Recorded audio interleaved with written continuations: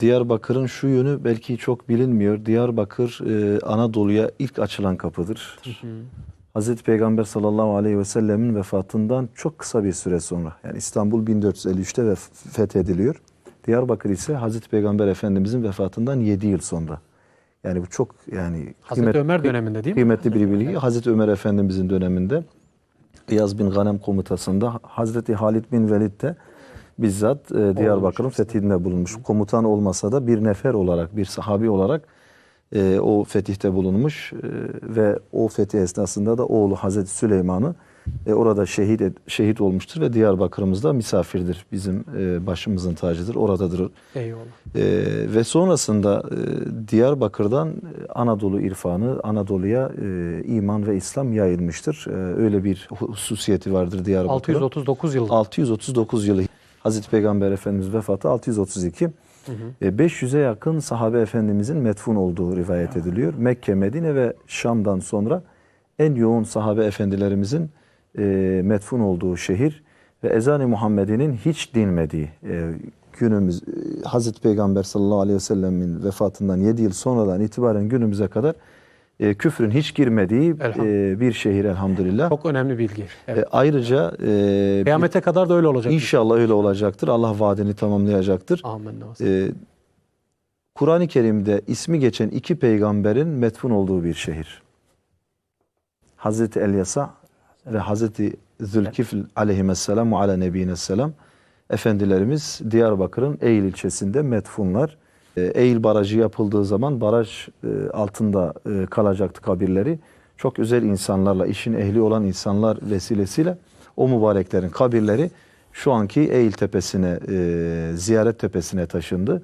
Orada bulunan insanlar o mübareklerin naaşların hala bozulmadığını söylediler. Bunu bir kişi değil, bir sürü insan tabii şahidi var. Biz de gittiğimizde siz bizi misafir etmiştiniz hocam. Allah razı olsun. Sizden anlatıldığında tüylerim ürperdi. Evet. Yani biz neşriyatları takip ediyoruz, okuyoruz, ediyoruz. Yani orada peygamber kabirlerinin olduğunu biliyorduk ama bu kadar çok önemli bilgi hocam. Düşünebiliyor musunuz? Kaç bin yıl önce, o tam tarihleri de bilinemez ama 2 peygamber, Kur'an'da adı geçen kabri şerifleri orada.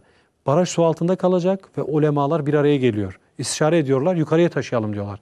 Kabri şeriflerini açıyorlar hocam. Mübarek naaşları hiçbir şey olmamış. Sanki ilk günkü gibi. Kaç bin yıl öncesi. Bayılan insanlar, yani tabii herkesi oraya almıyorlar. Çok özel bir ekiple o fetih kabiri yapılıyor. O kabir açılıyor ve mübarek naaşları yukarıya taşınıyor elhamdülillah. Böyle mübarek bir belde, yani İslam alimlerinin çok büyükleri bu memlekette yetişmiş.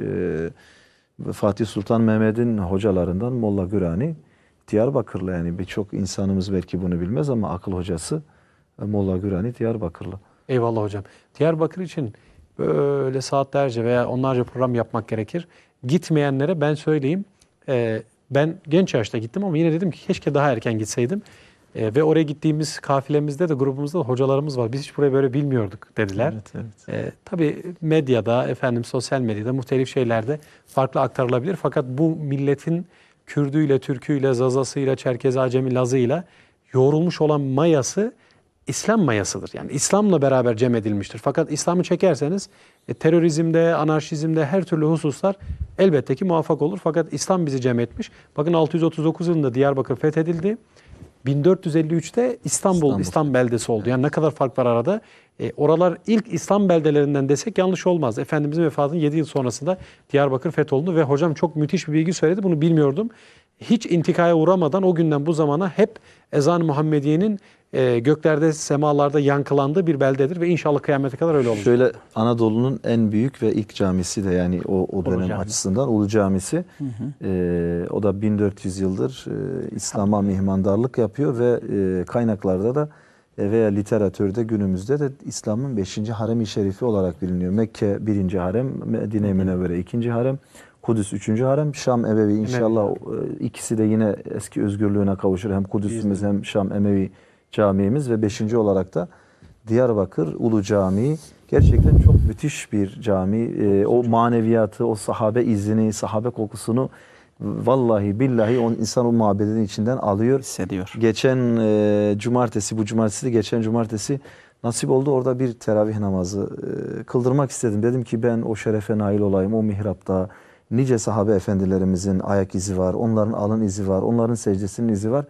Ben de o makama erişmek istiyorum. Elhamdülillah daha önce çok defa ezan okuduk orada, görev yapmaya çalıştık.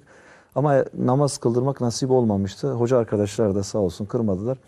İnanın mihraba geçtim, nutkum tutuldu. Vallahi yani bir türlü Fatiha'yı okuyamadım. Ki biz her yerde milyonlara hitap ediyoruz, milyonlara okumuşuz. O mihraba geçtiğimde titredim böyle. Bir türlü cemaatle şahit yüzlerce, binlerce insan vardı. Okuyamadım yani. O sahabe efendilerimizin o maneviyatını, o yoğun o duygu selini ben hissettim orada. Ve o camiye gidin, oturun. İnanın kalkmak istemezsiniz. Eyvallah. Terapi, adeta terapi. Yani gidin sırtınızı o siyah taşlara dayayın ve oturun şöyle biraz tefekkür edin. Hele yazın o sıcağında o kadar güzel geliyor ki insan dışarıda yorgun, bitkin, argın böyle. İçeri giriyorsunuz, tabii taşlar çok kalın böyle. İçeri çok serin, buz gibi böyle.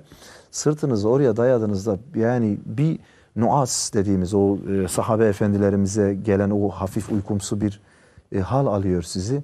Çok müthiş lezzet alıyorsunuz. İnşallah Biz de- bütün izleyicilerimizi Diyarbakır'ımıza bekliyoruz, hanelerimize İnşallah. bekliyoruz. Daha önce sizleri elhamdülillah ekibinizle, Allah razı arkadaşlarınızla misafir ettik. Bizler de İstanbul'a geldik, Trabzon'a, Giresun'a, Kardeşlik Köprüsü çerçevesinde buradaki alimlerimizi Diyarbakır'a, Diyarbakır'daki alimlerimizi Batman'daki, Mardin'deki hocalarımızı, seydalarımızı da Doğu'ya, Batı'ya, Karadeniz'e intikal etmek suretiyle kardeşlerimizi perçinleştirmeye çalıştık. Çünkü fıtrat boşluğu kabul etmiyor hocam. Doğru. Bizim sürekli birbirimizi anlamamız, birbirimizi dinlememiz, birbirimizi Biz adım tanımamız atmazsak adım atan çok insan çok var. olur hocam inşallah. Eyvallah. Gidin ya, mutlaka Diyarbakır Ulu Cami'ye gidin yani. Hele bahar Biraz- ayında hocam mutlaka bekliyoruz. Bu bayramdan sonra da çok güzel olur inşallah. Biz de geleceğiz hocam. Hasanpaşa Hanı'nda, efendim oradaki medreselerde, hanlarda, hamamlarda gidin bir soluklanın. Peygamberler diyarından nefes